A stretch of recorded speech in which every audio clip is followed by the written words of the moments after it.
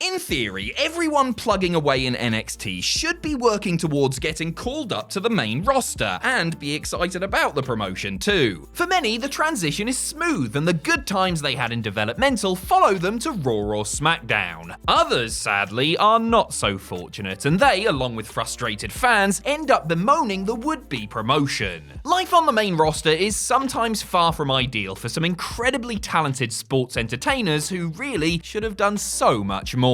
I'm Adam Pacitti from Cultaholic Wrestling, and these are the 10 worst NXT to WWE call-ups. Join us. Number 10, Dillinger.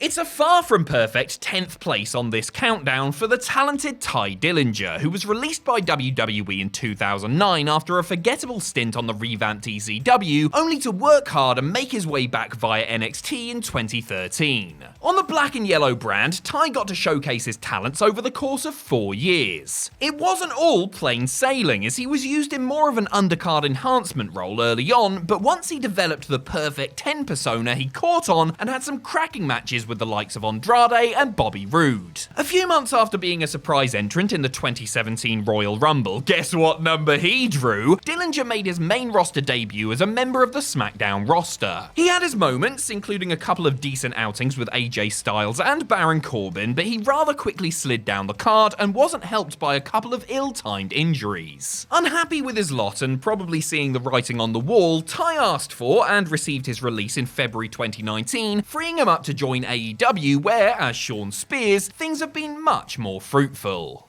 Number 9, Authors of Pain.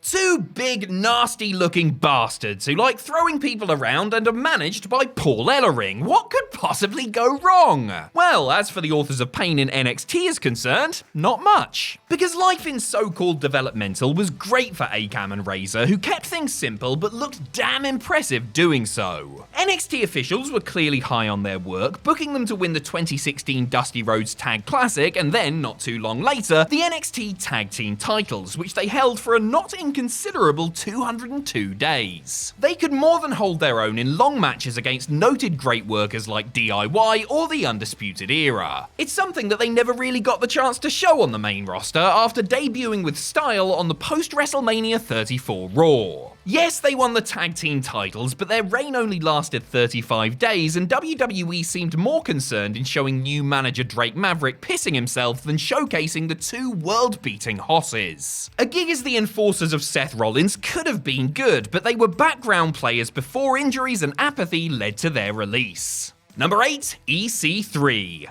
EC3 did his time in former WWE developmental territory FCW in the late 2000s before getting a break as a contestant on Season 4 of NXT The Game Show. He finished in the final 3 and then got a couple of bit parts on WWE TV before participating in NXT Season 5, aka Redemption, hanging around NXT for a little while after and then being released. He reinvented himself in TNA, where he became one of their top stars and genuine homegrown success stories. EC3 left Aunt Dixie in early 2018 and was spotted sitting in the crowd at TakeOver Philadelphia, signaling his imminent re-arrival in NXT. Of course, this NXT was rather different from the NXT of old, which was essentially an excuse to publicly humiliate the rookies. EC3 had all the tools that Vince McMahon usually looks for, and after a concussion delayed his call-up, he finally debuted as a fully fledged member of the WWE roster. It did not go well. A short feud with Dean Ambrose was followed up with nothing, as Carter was jobbed out into oblivion before receiving his marching orders.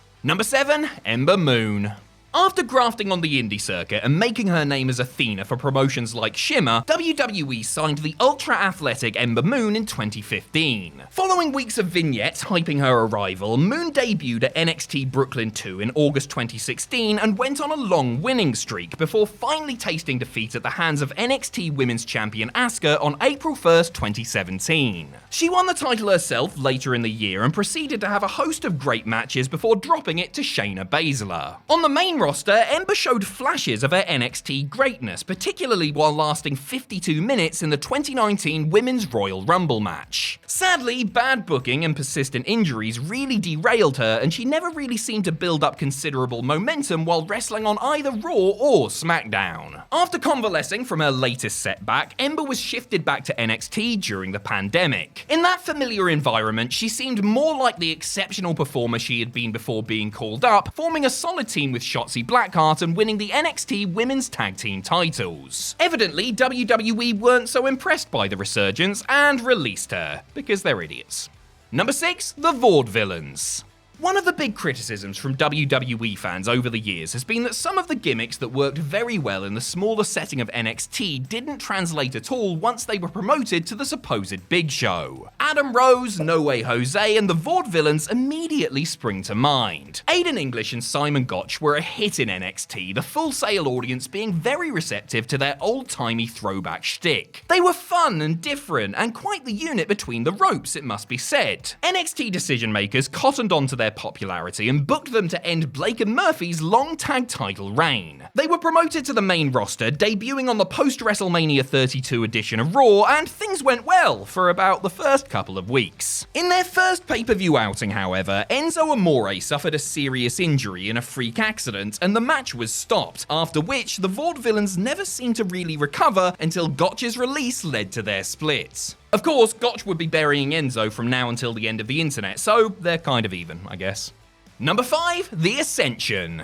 The Ascension were the classic case of a big fish, or in this case fishes, in a small pond. I mean, look at them. They are big, aren't they? A couple of beluga sturgeons, if I've ever seen one. Connor and Victor came from FCW to NXT and soon set about dominating the tag team scene there. After winning the NXT tag team titles, the Ascension typically destroyed their opponents, who were often hopeful locals, while demanding tougher competition. They received it only intermittently, before ultimately dropping the straps to the Lucha Dragons. Shortly after, they were called up to the main roster and continued wrecking jobbers, and oh, how quickly things turned sour. After practically admitting they were Road Warriors / Demolition ripoffs, they began insulting legends and were beaten up by the aging Attitude Era crew for their insolence. The big lads were dead in the water, and though they managed to hang around for another 3.5 years, did a whole lot of nouts. Again, there were flashes of good stuff, but not nearly enough as they became another victim of main roster indifference.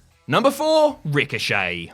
WWE Chief Brand Officer, Stephanie McMahon, is partial to likening WWE superstars to Marvel superheroes. Few are more fitting of that description than Ricochet, a man who could be the company's Spider-Man, but at times has just been presented more like, I don't know, Crap Man? Yeah, that works. After amassing an impressive body of work on the indie and international scenes, the King of Flights was acquired by WWE right around when NXT were at the peak of their powers. 2018's NXT Breakout Star of the Year captured the North American Championship and won the Dusty Rhodes Classic before being called up alongside partner Aleister Black. They looked good in the short time they were together before Ricochet was drafted to Raw. He held the US title for a measly 21 days, had some standout matches with AJ Styles, and in the face of stop-start booking, remained popular. Enough so to earn a WWE title match with Brock Lesnar. The resultant 90-second destruction job said everything about how WWE really viewed the high flyer. Despite his enormous talent, Ricochet seems destined to remain at the low level he's been positioned at for far too long now.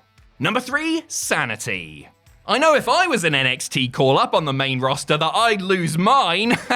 Sanity, that is. We're talking about Sanity, folks. Sanity. The group was a deft way to utilize several talented performers like Nikki Cross, Alexander Wolf, Sawyer Fulton, and Killian Dane, while also being a star vehicle for leader Eric Young. Fulton didn't last too long, but Sanity's time in NXT was productive, with Young and Wolf winning the NXT tag titles, while Wolf, Young, and Dane were collectively awarded the NXT Tag Team of the Year for 2017. They were a force to be reckoned with on WWE's third brand and had a cracking feud and series of matches with the Undisputed Era. They came to SmackDown via the April 2018 Superstar Shakeup minus Kross and got off to a strong start by beating down the Usos and then scoring a big victory over the New Day.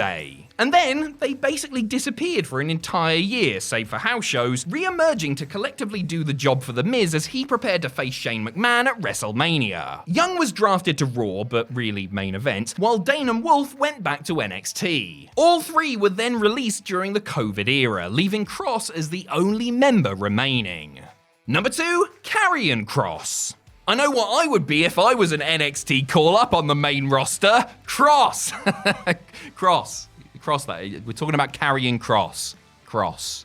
After impressing in outfits like Lucha Underground, Impact, and MLW, Kross signed with WWE in February 2020. Joining him was his real-life squeeze Scarlett, the two forming a striking double act that looked like it belonged in the big time. Pushed as the focal point of NXT, Kross steamrolled through the competition, winning the NXT title twice and going unbeaten right until his very last match for the brand. Even an injury sustained while winning the title for the first time couldn't derail him, and it looked like WWE had big plans for a performer who looked to be in prime form. And then he showed up on Raw while still reigning as NXT champion, easily lost to Jeff Hardy in 2 minutes, went back to NXT, dropped the title, came back to Raw, debuted a new truly awful look, did much of nothing, and was then released along with his fiancée. How WWE looked at Kross and thought a dodgy helmet and leather suspenders would help him get over more than having Scarlett by his side, I will never know. Number 1, Keith Lee. The potential of Keith Lee truly was limitless. It probably still is, to be fair, but WWE's borderline criminal handling of him on the main roster was bad enough to sow some doubts. An independent sensation, Lee signed for NXT in 2018, 10 years after having an unsuccessful WWE tryout. In the decade since, he had honed his craft and forged a reputation as one of the best and most agile big men in the business. NXT took full advantage of having him on their roster, booking him in matches and situations that showed him at his best, while also making him the first simultaneous NXT and North American champion in history. After doing everything there was to do in NXT, Lee was drafted to Raw in the summer of 2020. And things started out well enough, as they sometimes do, and he was given big wins over Randy Orton and as part of the Red Crew's Survivor Series clean sweep. But WWE never capitalized on his momentum and tried to change the things that fans loved about him, covering up his body and renaming him Bearcat. It was truly disappointing when he was let go, released into the wild to live with his fellow Bearcats. Look, I don't know what a Bearcat is, but I do know that WWE really dropped the ball with Keith Lee.